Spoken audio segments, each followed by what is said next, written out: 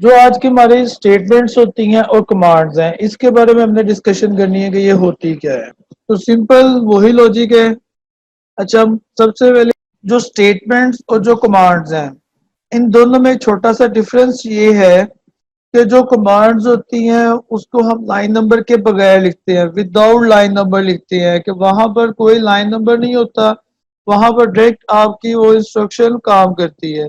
तो जो आपके पास जितनी भी स्टेटमेंट्स हैं, ये हम इन स्टेटमेंट्स को कैसे लिखेंगे, इनको इन स्टेटमेंट्स को हम लिखेंगे लाइन नंबर में लिखेंगे। ये मेनली इन दोनों में छोटा सा डिफरेंस है। कोई भी आपसे पूछ ले कि कमांड्स और उसमें क्या डिफरेंस है, तो सिंपल सा उसका आंसर ये है कि जो कमांड्स होती हैं वो लाइन नंबर के बगैर लिखी जाती हैं, और जो स्टेटमेंट्स होती हैं वो लाइन नंबर के साथ लिखी जाती हैं। तो यहाँ पर कुछ तीन तरह के स्टेटमेंट्स के बारे में हम डिस्कस करेंगे। नंबर वन पे बात आ जाती है एंड स्टेटमेंट, नंबर टू पे बात आ जाती है stop statement, and number three पे बात आ जाती है रिमार्क स्टेटमेंट। तो एंड स्टेटमेंट क्या होता है?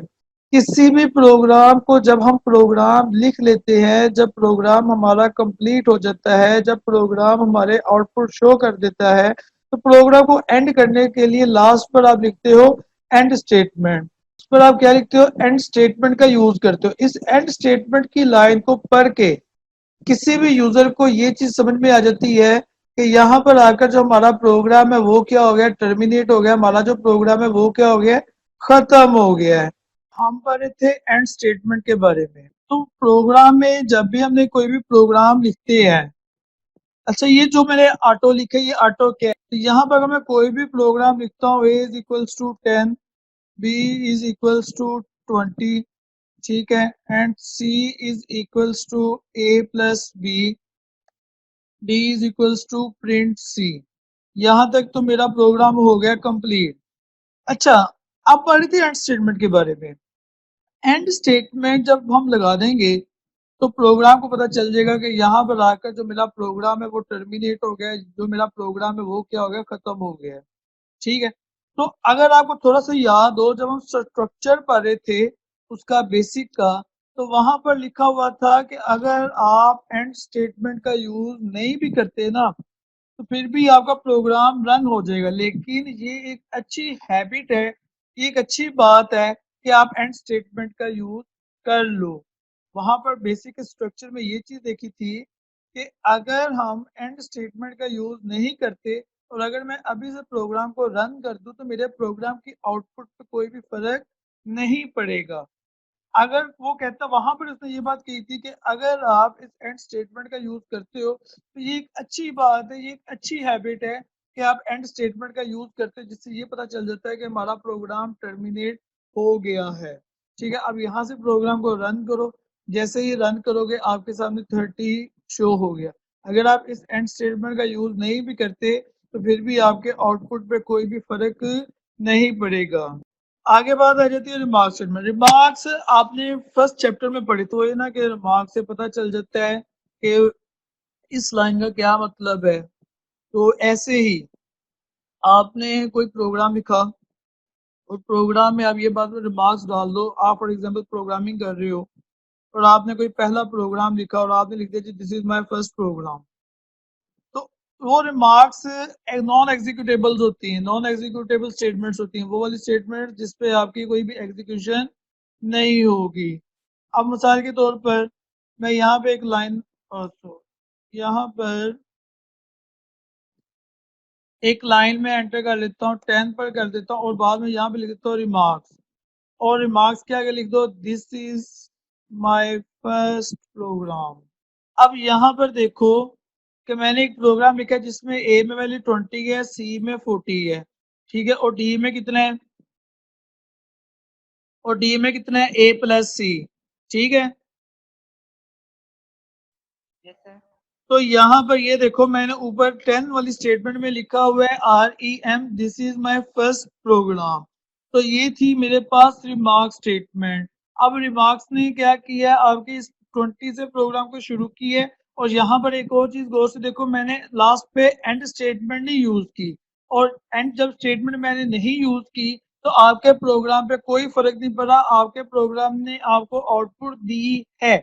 और इस REM जो स्टेटमेंट थी, this is my first program, और ये भी स्टेटमेंट पे कोई भी आपकी एग्जीक्यूशन नहीं हुई। तो इससे पता ये चला कि ये जितने भी आपके पास रिमार्क स्टेटमेंट है, ये आपके पास नॉन एग्जीक्यूटेबल स्टेटमेंट होती है, यानी कि वो वाली स्टेटमेंट जिसपे कोई भी आपकी एग्जीक्यूशन नहीं होती, जिसपे कोई भी काम आपका नहीं होगा। जब आपका प्रोग्राम रन होगा तो उसपे कोई भी आपकी एग्जीक्यूशन वगैरह नहीं होगी। अच्छा, रिमार्क्स लिखने का ना एक और तरीका भी है।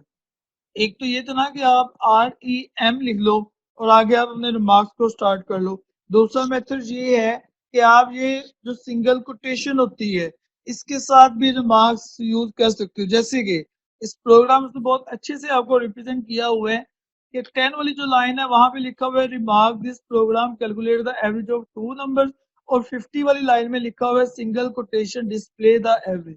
अब यहाँ पर जो आपकी लाइन नंबर 10 और लाइन नंबर 50 पे एग्जीक्यूशन नहीं होगी। क्यों नहीं होगी? क्योंकि 10 और जो 50 है ये आपके पास क्या है? आपके पास रिमार्क्स हैं, ये नॉन एग्जीक्यूटेबल। अगर आप नीचे पढ़ भी लो, in this program line number 10 and line number 50 are non executable, the basic interpreter does not nothing to these line, they are not translated to machine language. बेटे सारी की सारी बात वही है कि जो आपको मैं ऊपर रिमार्क्स में बताकर आया हूँ कि ये नॉन एग्जीक्यूटेबल आपके पास स्टेटमेंट होती है, इस पे कोई भी आपकी एग्जीक्यूशन नहीं होती।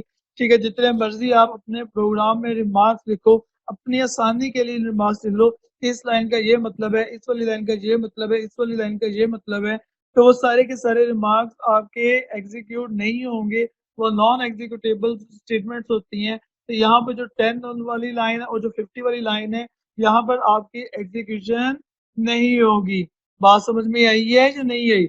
जैसे आपने मुझे फर्स्ट चैप्टर में बताया कि रिमार्क्स ये काम करते हैं, ऐसे ही एज सच यहाँ पे भी रिमार्क्स आपके सेम वही काम करते हैं। उसके बाद बात आ जाती है आपके पास स्टॉप स्टेटमेंट की। अच्छा, स्टॉप स्टेट बेटे एक चीज और, ये मैं हर प्रोग्राम में यही A+B+C करता हूँ, इसलिए करता हूँ कि ये इजी सी लॉजिक है, तो आप इजी से उसको अंडरस्टैंड कर लो। प्रोग्राम कोई भी हो, लॉजिक आपकी चलेगी अगर आपकी वो लॉजिक ट्रू है तो।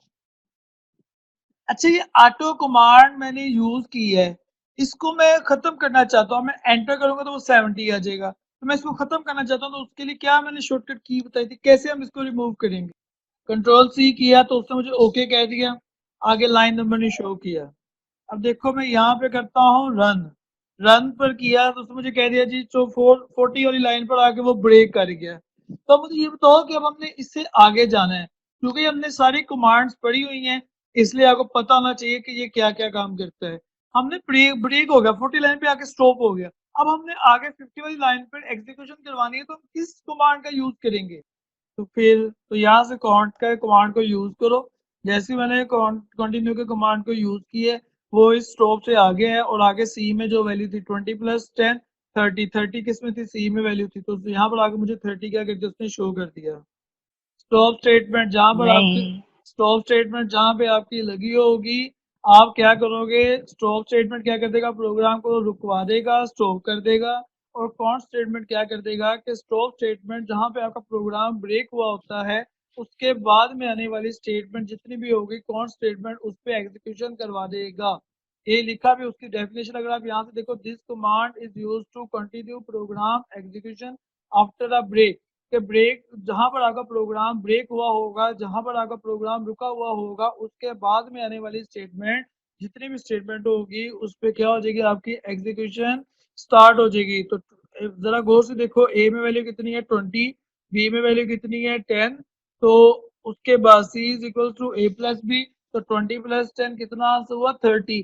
तो अब आउटपुट शो होने से पहले आपके पास एक ब्रेक स्टेटमेंट लगी थी, तो जब ब्रेक स्टेटमेंट बता दिया कि जो 40 वाली लाइन है वहां पर आकर मैंने रुक जाना है, ब्रेक हो गया है, जैसे ही ब्रेक हुआ तो उसने मुझे बाद में ओके की कमांड दे दी, ओके, यानी कि यहाँ पर आपका प्रोग्राम रुक गया। आगे से हमने आउटपुट देखना चाह रहे हैं, तो उसके लिए आप कंटिन्यू की स्टेटमेंट, जिसे आप काउंट कहते हो, काउंट की स्टेटमेंट का यूज जैसे ही करोगे, तो ब्रेक होने के बाद वाली जितनी भी आपके पास स्टेटमेंट है वो एग्जीक्यूशन होना स्टार्ट हो जाएंगी, चाहे वो एक स्टेटमेंट है, चाहे वो 10 स्टेटमेंट्स हैं, चाहे वो 20 स्टेटमेंट्स हैं, चाहे वो 1000 स्टेटमेंट्स हैं। ब्रेक के बाद अगर 1000 स्टेटमेंट्स भी है ना, तो वो 1000 स्टेटमेंट्स पे काम कर देगा। अब क्लियर हुई बात या नहीं हुई? उसके बाद बात आ जाती है ये स्टेटमेंट्स आपकी कंप्लीट हो गई। ये 3 स्टेटमेंट्स थी और कमांड्स आपकी काफी ज्यादा थी। तो ये जो हम पढ़ने लगे हैं ऑपरेटर्स इन बेसिक, ये अच्छा क्वेश्चन है, लॉन्ग क्वेश्चन के तौर पे भी आ सकता है। अच्छा एक बात, जो ऊपर मैंने कमांड्स और स्टेटमेंट पढ़ाई है ना, जो कमांड और स्टेटमेंट है, ये आपकी शॉर्ट क्वेश्चंस के लिए बहुत इंपॉर्टेंट हैं। दो दो नंबर्स की आपके पास कमांड्स एंड स्टेटमेंट्स के बारे में वो पूछ लेता है, तो आपने करना क्या है, उसकी डेफिनेशन के साथ साथ आपने उसका सिंटेक्स को प्रिपेयर करना है। सिंटेक्स आपने लाजमी लिख कर आना है डेफिनेशन के साथ। तो जो ये वाला टॉपिक है ऑपरेटर्स इन बेसिक, ये अच्छा खासा इंपॉर्टेंट टॉपिक है बेसिक्स लैंग्वेज में। तो ऑपरेटर्स क्या होते हैं, आप मैथ पढ़ते हो। Operators are the symbol that are used to perform certain operation on data. मैंने ये बात की है, operators that are used to perform different operations on data. Operators हम उसको कहेंगे जो कि आपके डेटा पर मुख्तलिफ अवामल डिफरेंट ऑपरेशन अंजाम देते हैं। मतलब क्या हुआ, व्हाट इज डेटा, डेटा क्या हुआ। ये जितना भी मैं काम कर रहा हूँ ना, ये जितना भी मैंने किया है, ए में वैल्यू 10 रख दिया, बी में वैल्यू 20 रख ली है, तो ये डेटा है आपका ए और बी में गया। This is called data. अब यहाँ पे देखो, ए और बी को मैं जमा करवा रहा हूँ, किसको इस्तेमाल करके जमा करवा रहा हूँ, प्लस का यूज करके करवा रहा हूँ। तो ये प्लस क्या है, आपके पास एक ऑपरेटर है। किस तरह का ऑपरेटर है, ये नहीं अभी हमने बात की। अभी हमने सिंपल ये बात की कि ये जो प्लस है, ये एक ऑपरेटर है। ऑपरेटर क्या करते हैं, data use to perform different operations on data. Operators क्या करते हैं, जो आपके डेटा पर मुख्तलिफ अवामल सर अंजाम देते हैं, उसको आप क्या कहते हो, ऑपरेटर्स कहते हो। ऑपरेटर्स की डेफिनेशन में भी यही लिखा हुआ है, operators are symbols which are used to perform certain operations on data. Operators वो वाले सिंबल्स होते हैं जो कि इस्तेमाल किए जाते हैं अपने डेटा पर मुख्तलिफ अवामल सर अंजाम देने के लिए। आगे मैंने ये बात की थी, जब मैंने ये चीज दिखा रहा था तो मैंने ये बात की थी कि ये प्लस एक ऑपरेटर है, लेकिन अभी हमने ये बात नहीं की कि ये किस टाइप का ऑपरेटर है, किस तरह का ऑपरेटर है। तो वो नीचे बात भी कर रहे हैं कि ये आपके पास ऑपरेटर्स होते हैं, अरिथमेटिक होते हैं, रिलेशनल होते हैं, लॉजिकल ऑपरेटर्स होते हैं एंड असाइनमेंट ऑपरेटर्स होते हैं। वन बाय वन हम इसको पढ़ते हैं। अरिथमेटिक ऑपरेटर्स क्या होते हैं, data used to perform different arithmetic operations on values या न्यूमेरिक वैल्यूज, या data used to perform different mathematical operations on data. ये वो वाले आपके अरिथमेटिक ऑपरेटर जो आपके सारे के सारे मैथ्स के जितने भी ऑपरेटर्स हैं वो आपके डेटा पर अप्लाई कर दे। इस तरह के ऑपरेटर्स को आप क्या कहते हो, अरिथमेटिक ऑपरेटर्स कहते हो। तो ये आपके सामने एक टेबल भी उसने बना के दिखा दिया है कि एडिशन का है, तो उसको अगर हम अलजेब्रिक एक्सप्रेशन में लिखेंगे तो a प्लस बी। ये देखो, अगर आप मैथ के ऑपरेटर्स देखो, plus minus multiplication division exponent negation modulus और इंटीग्रल डिवीजन, इस यही आपके पास मैथ्स में, यही आपके पास अरिथमेटिक ऑपरेटर्स होते हैं। तो अब ए प्लस बी तो हमने कर लिया प्रोग्राम में भी, ए minus B, A plus A multiply B, ये सारे के सारे कोई इतने टफ नहीं है। देखो ना, यहाँ पर जो मैंने ए प्लस बी के, यहाँ पर आप ए माइनस बी कर दो, जहां पर आप ए माइनस बी करोगे वहां पर आप ए डिवाइडेड बाई बी कर दो, जहां पर आप ए डिवाइडेड बाई बी करोगे वहां पर आप ए मॉडुलस बी कर दो। तो ऐसे आपके पास अरिथमेटिक ऑपरेटर, ऐसे ऑपरेटर जो कि आपके मैथ्स के जितने भी मैथमेटिकली जितने भी ऑपरेटर्स होते हैं उनको परफॉर्म करे, वो वाले ऑपरेटर्स कौन से होते हैं आपके पास, अरिथमेटिक ऑपरेटर्स होते हैं। ये बेटे आप प्रैक्टिस करो, सिंपल चाहे बेशक आप यही प्रोग्राम लो और इसी प्रोग्राम पर आप सारे अपने ऑपरेटर्स का यूज करो, तो सारे के सारे ऑपरेटर्स आपके यूज होकर आपके सामने आउटपुट देगा। क्लियर होगी बात।